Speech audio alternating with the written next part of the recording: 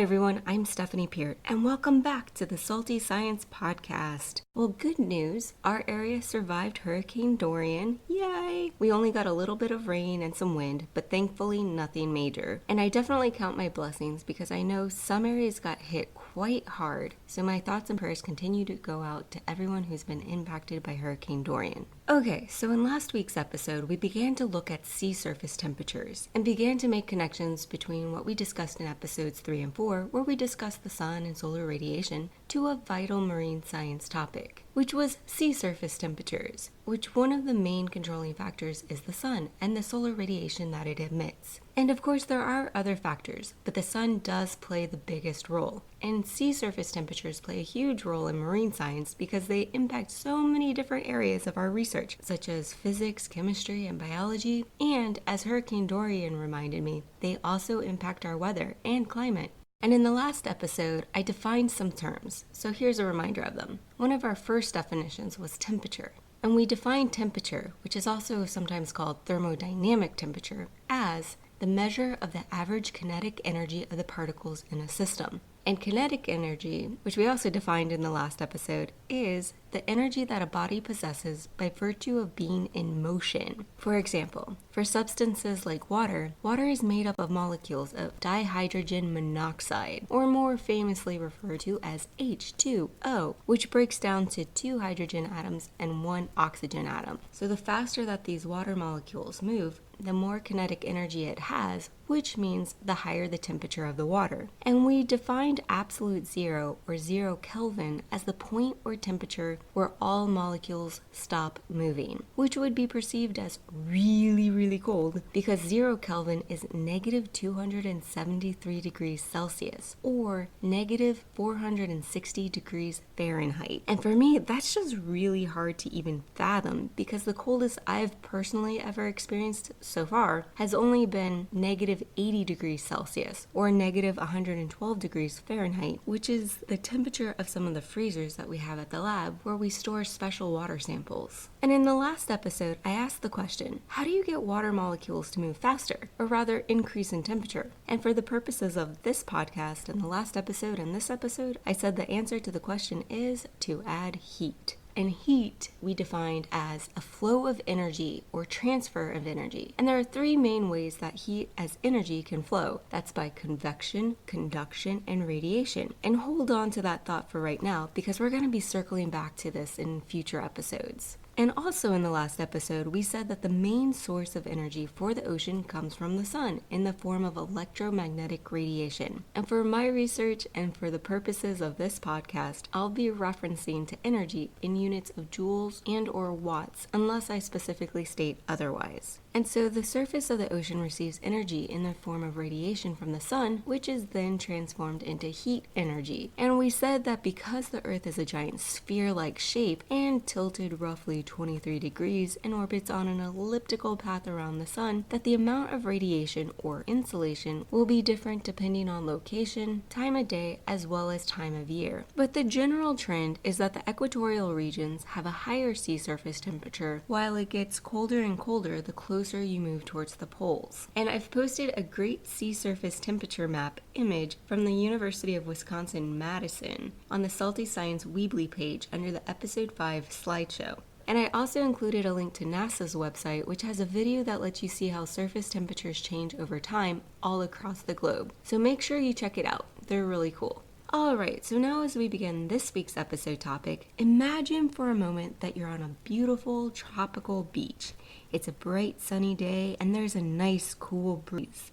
Then as you look out on the ocean, the waves are so delightfully crashing on the shores as if they're almost personally inviting you to take a swim. And you just can't resist, so you strip down to your swimsuit and run straight into the water. And after you make your way out into the water a little bit, so you're not constantly being pushed back to the shore by the waves, you start to notice something. When you position your feet straight down in the water versus floating on your back with your feet up, the water near your feet feels way colder than the water at your shoulders and neck. And if you were to venture out a little deeper into the water and do the same thing, you would notice notice that the water feels even colder near your feet, but the water near your chest, shoulders, and neck, that is depending on how deep you go, still feels relatively warm. And so this temperature difference is a small example of what's happening in the rest of the ocean. The surface water, for the most part, is warmer than the water below and gets colder the deeper you go. So why is this? Well, like I said in the last episode, and already in this episode, the sun emits energy in the form of solar radiation, and it reaches the surface of the ocean in the form of UV, visible, and infrared wavelengths. And it's mostly this energy that is responsible for the surface temperatures of the ocean. And I say mostly as it's a spoiler alert for future episodes. But okay, so now here's the key. The radiation energy that reaches the surface of the ocean, what we also have been referring to as insolation, doesn't make its way all the way to the bottom of the ocean. In fact, most of it is absorbed in the first few meters of the water. And if we think of the radiation energy in the form of wavelengths, these wavelengths come in different sizes or lengths. And so from smallest to largest, the smallest being UV or ultraviolet wavelengths, then you have the visible range, with violet being the smallest of the visible spectrum, then blue, green, yellow, orange, and red being the longest of the visible, then even longer still is what we refer to as infrared. And of course, when it comes to electromagnetic radiation, there are even smaller wavelengths such as gamma and X-rays, and even longer such as microwave and radio waves. But like I said before, the radiation entering our atmosphere from the sun is dominated by UV, visible, and infrared wavelengths. And so when it comes to the ocean, and really any body of water, including lakes and swimming pools, the longer wavelengths get absorbed the quickest in the water column. So infrared radiation is the first to be absorbed at the surface, and then a little deeper in the water, red is absorbed, followed by orange and yellow, then green and blue. However, violet doesn't penetrate quite as deep, and neither does UV, or actually it barely penetrates at all. Okay, so jumping back to our topic, the majority of the insolation from the sun, which is transformed into heat energy, which then increases water temperature, is completely absorbed in the first 100 to 200 meters of the water, or that's roughly 300 to 700 feet. But the average ocean depth is about 4,000 meters deep, or roughly 2.5 miles. So all that deep water of the ocean is just not getting heated up by the sun. And if we were to look at what we call a vertical temperature profile, which is a graph plotting temperature and depth, we would see that on average, you would see that the very surface of the ocean has warmer water. Then as you go slightly deeper, the water is cooler but remains relatively the same. And this portion we call the mixed surface layer. And this is because winds help mix the heat of the very surface downward into the water. But then as you go deeper,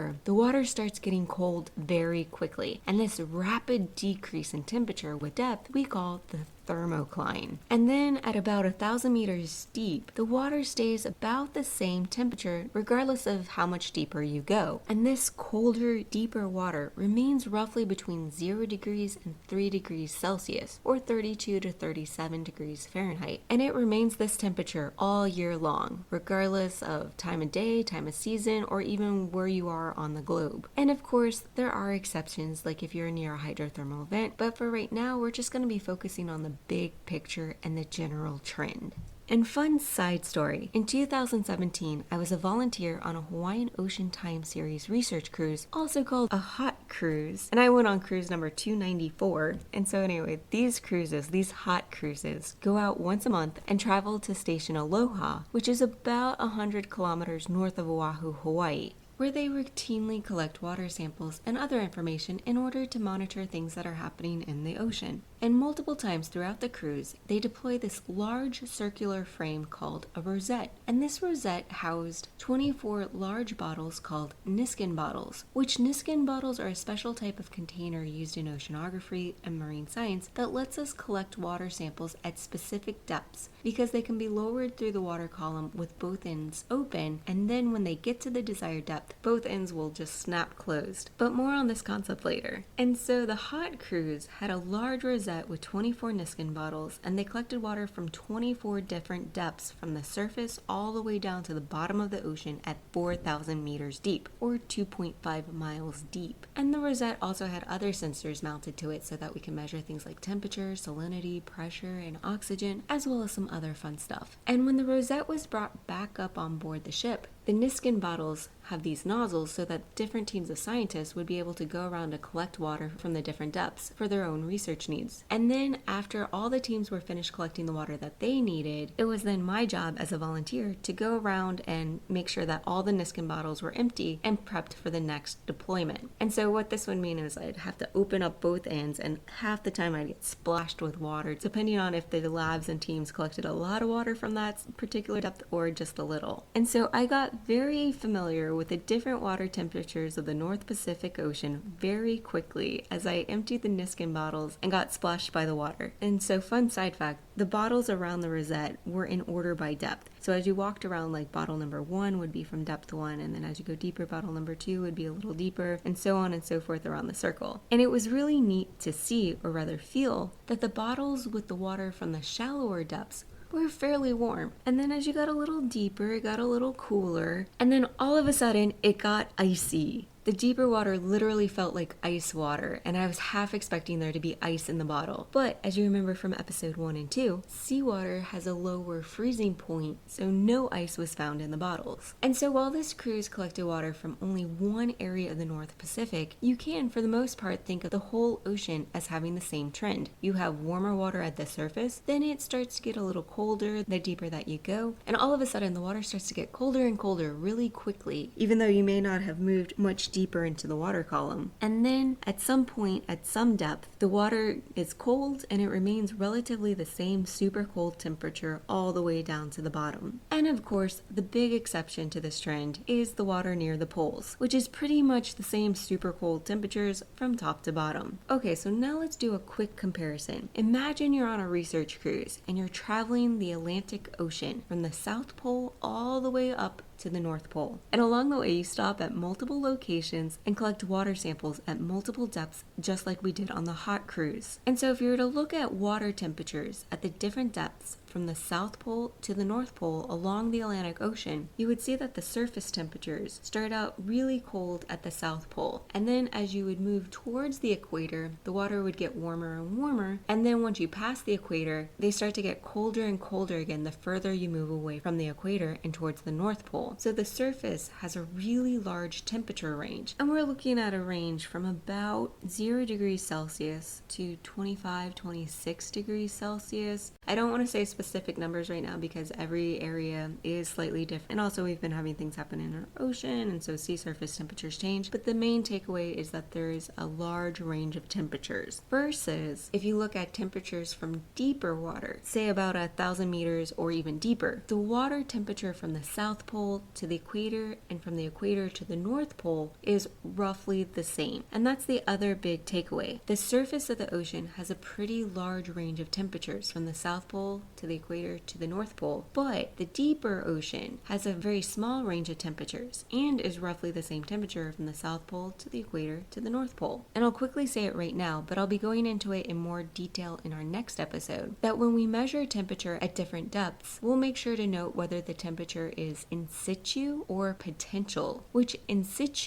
basically means a direct thermometer or thermistor reading. So if you stick a thermometer in the water, whatever the reading is, that's an in situ temperature. But if you've ever gone scuba diving or snorkeling or just swam in the deep end of a swimming pool, you'll notice that the deeper you go, there's more pressure. And if you've ever filled a tire with air, you may have noticed that the tire will start to feel warm as you add more air pressure. And likewise, if you let air out of the tire, the air coming out feels colder because there's less pressure on the air coming out. And so the same thing, or rather the same concept, is actually happening in the ocean. Deeper water has more pressure, and the pressure is coming from the weight of the water above it. So if we take a thermometer or a thermistor down to the bottom of the ocean, it will give us a slightly warmer temperature because of the pressure. Versus if we were to take a sample of water and raise it up to the surface, it would mean that there would be less pressure, it would expand, and so the water would actually be cooler. And so when we take a temperature of deep ocean areas, we'll often try to account for this pressure added heat. And so when we calculate that out, we refer to it as potential temperature. temperature. But more details on this in the next episode, because this all plays a huge role in water density. Alright, so that's the end of my notes for this episode. So just to do a quick review, in this episode we've reviewed our definition of temperature, heat, energy, kinetic energy, and insulation, as well as introduced the new terms vertical temperature profile, mixed surface layer, thermocline, as well as in situ and potential temperature. And the three big takeaways from this episode are: 1. The sun is the main source of energy that heats the surface of the ocean, but that energy gets absorbed very quickly in the water column, so it doesn't make its way all the way down to the deeper ocean. Takeaway number 2. On average, the surface of the ocean has warmer water than deeper ocean water. And big takeaway number 3, from the South Pole to the North Pole, the surface of the ocean has a large range of temperatures, but the deep ocean has a rather small range of temperatures. Okay, so now as we close, let's look at the question, why do marine scientists care? Well, the answer to this question might be different depending on the area of research. For instance, temperatures impact deep sea organisms, and because there is a difference between the top of the ocean and the bottom of the ocean, it's going to have a big impact on density, which means it's going to impact stratification as well as global ocean circulation, and there are so many other reasons which we'll be getting into more detail in future episodes. And so now to give you the answer to the question, why do I personally care about this? Well, as a marine scientist, my area of research, which right now is focused on estuaries, needs to take into account temperature changes with depth, because it tells us all about the different biological and chemical processes, and probably the most important reason is because it plays a huge role in water density and stratification, which tells us about estuary circulation, but more on that later. And then also, why do I personally care? Well, probably the biggest reason is because I'm a scuba diver, and knowing that the water temperature changes with depth actually helps me plan a dive. For instance, if I know that I'm going on a deeper dive, I know that I need to plan ahead and make sure that I take into account that there will be a drastic temperature difference the deeper I go, and so I need to make sure that I'm wearing the proper gear so that I'm not freezing when I'm in deeper water, which not wearing the proper gear and getting really cold is just never fun. So now it's time for me to ask you the same question. Why should we care? Based on what you've heard in this episode or from your own personal experiences, why should we care about the different ocean temperatures? And if you'd like to share your answer, feel free to email me at saltysciencepodcast@gmail.com. I'd love to hear what you have to say, and your answer might just be read aloud on air in our very first listeners episode. Or if you send me an audio clip, you might just hear your own voice in our first listeners episode. Alright, so next week we'll be putting temperature and salinity together so that we can start our discussion on density. So I highly recommend that if you're a new listener to listen to episodes 1 and 2 before next week. And if you've already listened to episode 1 and 2, go ahead and listen to them again. It'll just make next week even more fun. Okay, so until next week, don't forget to reduce, reuse, recycle, and refuse, and to always stay salty. Thank you for listening to Salt-Tea Science. But guess what? You don't have to let the fun end here. Go to www.saltysciencepodcast.weebly.com, where I've posted some cool videos, my study notes, and some really neat experiments that you can try at home. And if you want to follow along with my own research, you can follow me on Instagram. User handle Teps Adventure. That's TEPS Adventure. All Salt-Tea Science episodes are available on iTunes, Spotify, Google Podcast, and YouTube, plus a number of other podcasting apps. If you like the show, please rate, review, and subscribe on iTunes, as this is the best way to spread the word about this podcast. Salt-Tea Science is listener supported, so if you would like to show your support, visit our Patreon page at www.patreon.com/Salt-Tea Science, where you can either make a one-time donation of any amount or join the Salt-Tea Science crew for as little as $1 a month. So visit the Salt-Tea Science Patreon and sign up today.